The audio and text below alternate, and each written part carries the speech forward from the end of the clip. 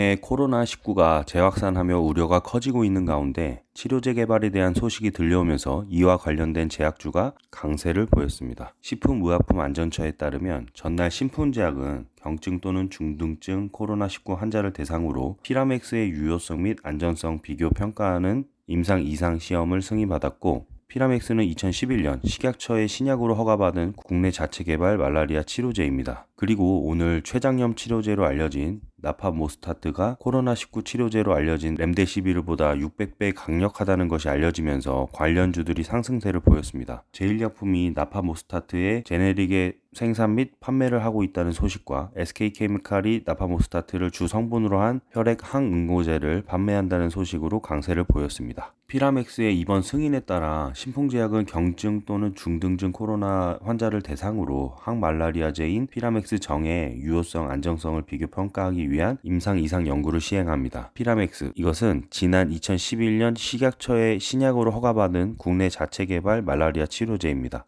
주성분 중 하나인 피로나딘은 현재 코로나19 치료 후보 약물로 권고되는 클로로킨과 화학 구조가 유사한 것으로 알려져 있는데, 동시에 클로로킨과 달리 동물 시험 모델에서 에볼라 바이러스까지 효과적으로 억제할 수 있는 것으로 나타났습니다. 그간 신풍제약은 피라맥스의 적응증을 코로나19 치료까지 확대하기 위해 약물 재창출 연구를 검토해왔으며, 지난달 세포 실험을 통해 실제 피로나리딘 인삼연과 알테슈네이트가 코로나19 바이러스를 억제한다는 사실을 확인했습니다. 이번 임상 연구 기관은 연세대의대 세브란스병원, 강남세브란스병원, 경북대병원, 고대구로병원 등입니다. 임상 대상자에 대한 의약품 투여 방법은 이중 눈가림을 유지하기 위해서 각 투여군에 해당되는 시험약, 대조약의 진약 또는 위약으로 구성된 임상시험용 의약품을 1일 2회 경구 투여합니다.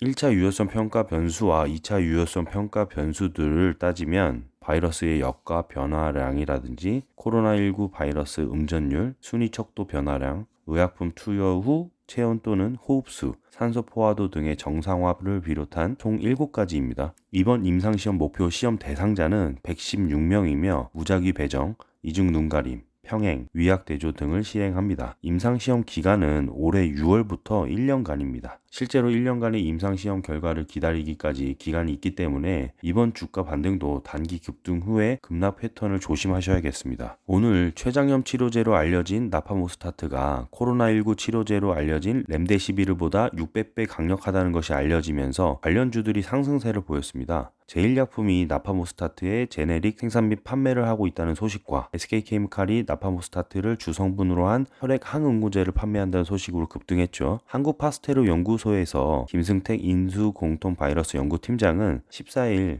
코로나19 바이러스 억제 효과가 있는 24개의 약물로 인간 폐세포 배양 실험을 한 결과 혈액 항응고제 및 췌장염 치료제의 성분인 나파모스타트가 가장 강력한 항바이러스 효능을 보였다고 밝혔습니다. 연구팀은 12일 연구 결과를 논문 사전 게재 사이트인 바이오아카이브에 보고하고 커를 출원하는 한편 관련 분야 국제 저널에 논문 게재 승인을 신청했습니다. 연구팀은 코로나19 바이러스가 세포에 진입할 때 이용하는 돌기 모양의 스파이크 단백질을 활성화하는 과정에 TMPRSS라는 단백질 분해 요소가 작용한다는 최신 독일 연구 결과를 참고해 이 단백질을 억제하는 약물들을 대상으로 항바이러스 효능을 연구했습니다. 바이러스는 표면에 있는 스파이크 단백질을 이용해 인간 세포 안으로 들어간 뒤 무한 복제를 통해 세포를 감염시킵니다. 세포 안에서 바이러스의 유전체 RNA는 자신을 조각낼 단백질 분해 요소를 만들어 16조각으로 분할됩니다. 이 조각 중에는 복제 기능을 맡은 RNA 중합 요소도 있습니다. 단백질 분해 효소를 억제하거나 RNA 중합 효소를 억제하면 바이러스의 무한 증식을 막을 수 있다고 합니다. 현재 임상시험 중인 렘데시비르나 아비가는 RNA 중합 효소를 억제하는 효능이 있고 칼레트라는 단백질 분해 효소를 억제하는 효능이 있습니다. 연구팀은 지난 2월부터 코로나19 치료제 후보물질을 발굴하는 약물 재창출 연구를 통해 24개 약물을 발굴한 뒤 배로세포 배양 실험을 했습니다. 코로나19 바이러스는 인간 폐에 침투해 병을 일으킵니다. 코로나19 바이러스가 배로세포에 감염되는 과정과 폐세포에 감염되는 과정이 다르다는 점에 착안해서 추가로 인간 폐세포 배양 실험을 했다는 것이죠. 나파모스타트는 한국과 일본에서 이미 혈액 항응고제와 췌장염 치료제로 승인이 난 약물이어서 동물 실험과 임상시험, 일상 과정 없이 바로 코로나19 바이러스 치료제 임상시험 이상에 들어갈 수 있습니다. 미국에서는 어찌됐건 렘데시로 갈 것 같고 트럼프는 클로로퀸을 미는 듯 하기에 글로벌로 나갈지는 의문이 좀 들겠습니다.